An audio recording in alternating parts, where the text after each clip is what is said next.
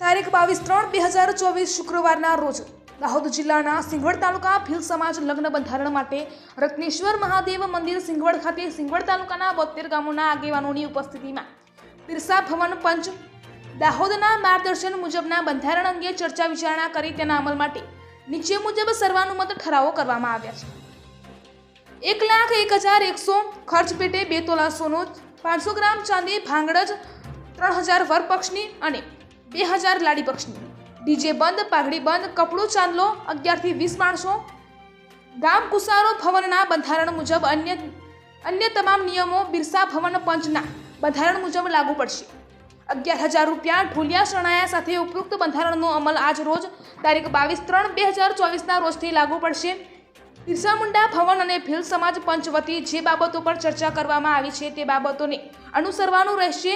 આ બંધારણથી વધારે લેવાશે તો ભીલ સમાજ પંચ અને બિરસા મુંડા ભવન તેની સામે કાર્યવાહી કરી શકે છે।